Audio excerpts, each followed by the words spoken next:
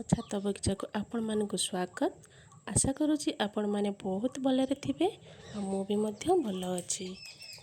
तो एमती बुलिकिना टिके गछ मानक देखुतली तो देखु देखु का नजर पड़गला मोर झुडुंगा गछ टिके जौ पोक लगी देखंतु केमती जौ पोक गुड़ाक लगे खाई जाउछंती। मु तो देखिकी माने देखी नथली एमती एते जौ पोक लागितला बोली। गछटी बहुत सुस्थ सबल अछि किंतु ए डाଳରେ ठाए जौ पोक लगी तो एमती टिके एपट सेपट अनेला बेलू तो ठाए नुह दी तीन ठा ही जौ पोक लगी।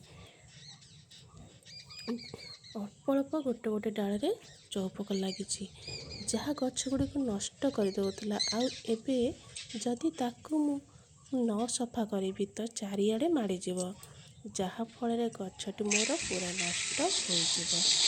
तो पोक गुड़ी को देखी मु प्रथमे साधारण पानी रे स्प्रे करी ताको भल के सफा करदेली। देखंतु ताको एमती जौ पोक लगिले एमती स्प्रे साहाय्य पानी ताको टिके भल के स्प्रे कर जमती पोकटी पूरा छाड़ी जीव। जो डाल हो कि फूल झुड़े जो लगी पोकटी पूरा सफा हो आउ जहाँ लगी हाथ मारे मध्य टिके सफा करदेली। देखंतु सफा करी तो सीटी गोटे ठाए नुहे दी तीन ठाए मोर लगी मु देखी नी। तो आग मु माने नॉर्मल पानी रे ताको भल के आग सफा कर दउची। सफा कर सारा पर जहाँ देवी ता धीरे मु तो देखंतु केते सारा फूल कड़े भी मध्य आसी जौ पोक यदि मुझे एबेठू सफा न करी ना मो गछ सब खाई धीरे धीरे गछ को मोर सब नष्ट करदेवे। तो गच्छरे आमे कौन सी केमिकल कीटनाशक व्यवहार न करी मु गछ जेमिति आउ जौ पोक न हेबे तो सेथिपाई मु किछि देसी उपाय करितिली। तो देखंतु गच्छरे मु कौन सी कीटनाशक औषध पकाए नहीं। तो जेहेतु मु ऑर्गेनिक उपाय रे मो गछटी को करूची माने से सकाशे कौन सी जौ पोक लागू कि जहाँ भी लागू मु कौन सी माने कीटनाशक औषध पकाएनी। देखंतु मु किछि घरे उपाय करितिली। देखंतु एपटे भी केते जौ पोक लगी।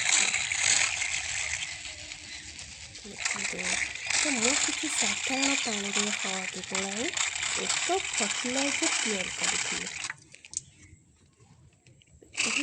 एमती भल कि स्प्रे करेंगे पूरा पोक जिया पर्यंत ताको टोटाली एमती स्प्रे करुवे। आग पोक छाड़गले तापर जमी जहाँ पकड़ी पोक न रखिकी पकड़े ना सी किए मरबे किए न मरबे रखिए। तो जिते एमती माने नॉर्मल पानी आग भल कि धुआ दी करदेगी तापर जाके जहाँ देवे। तो किसी चामच 2 चामच हळदी नहीं फर्टिलाइजर तैयारी करी ताको गोटे बोतल रे पुराई भल कि गछरे स्प्रे करी। देखंतु सबुआडे भल कि स्प्रे करी। हळदी एंटीबैक्टेरियल एंटीफंगल एवं कीटनाशक गुण रही। हळदी थिबा एंटीबैक्टेरियल एंटीफंगल एवं कीटनाशक गुण रही। हळदी थिबा करकुमिन कीटपतंग को दूराई रखिबारे सहायता करे जहाँ फल गछटी आमर सुस्थ रहे। एही स्प्रे करिवार मात्र 4 दिन पर मो बगीचारे गोटे हेले भी जौ पोक नथिले। गछ गुड़िक पूरा सुस्थ हो जाइथिला आउ सेतिरे सुंदर फूल फुटिबा आरंभ हो गलानी। आ मु एमिति मो गछ मानकर जत्न निए। जदि आपणक बगीचारे मध्ये एहीपरि पोक समस्या देखा जाउची तेबे केमिकल बदल रे एही हळदी पानी उपाय निश्चय करंतु। मोर भिडियोटी भल लागिथिले लाइक शेयर एवं चैनल को सब्सक्राइब करने को भूलिबे नहीं। रहुची जय जगन्नाथ। आ गोटे नया वीडियो नहीं कि पुणी आसीबी। Bye bye happy gardening.